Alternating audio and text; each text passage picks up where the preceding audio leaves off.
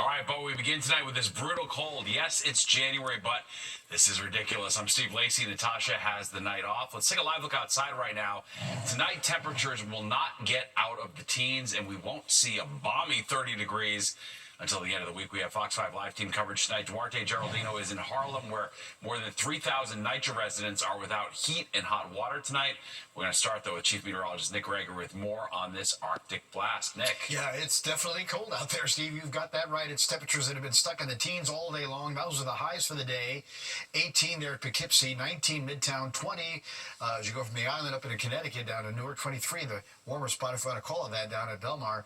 But look at Scranton. They didn't get out of the low teens there for today. And right now, it's getting cold again. I mean, Arctic cold, 7 Poughkeepsie, 0 there at Scranton. Mid to high teens just about everywhere else. And again, there's definitely a little bit of a wind chill going on. The wind's out of the northwest. It's about 10 miles an hour, occasionally a little bit stronger than that. So it actually does feel like single digits all across the area. 2 now at White Plains, 4 at Belmar. Those numbers are going to go down overnight as we get eventually to a clearing sky. Right now, some clouds are overhead. This is part of that southern storm that brought all the snow to the Gulf Coast states. Fortunately, that's not going to be coming our way, because a big area of high pressure is blocking that. Otherwise, we would have been in trouble with this cold air with a coastal storm coming up the eastern seaboard. But you'll see overnight the sky goes clear. We'll go down to about 10 in the city. It's 9 there at Belmar. Look at the below zero temperatures. North Jersey, Hudson Valley, -5 to -10.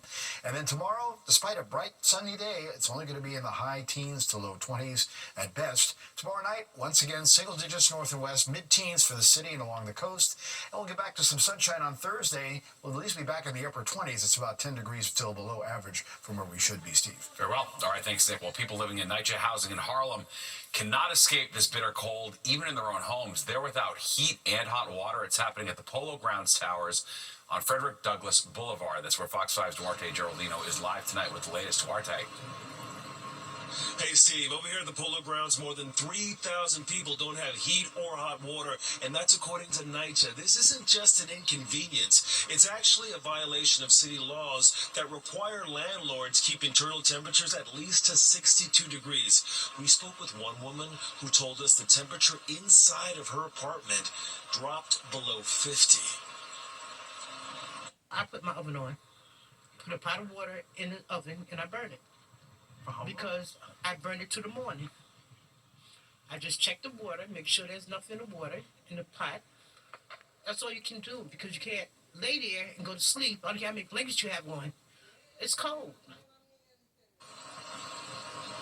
And this, as you can imagine, is a very dangerous situation. Thousands of people across dozens of NYCHA buildings are facing this situation tonight, and that means families with children, seniors, and people with medical conditions are really in a difficult situation tonight. Now, we spoke to people who say they're being forced to use their stoves and ovens for heat despite the obvious fire risk, and they tell us that, to be frank, they just have no other choice.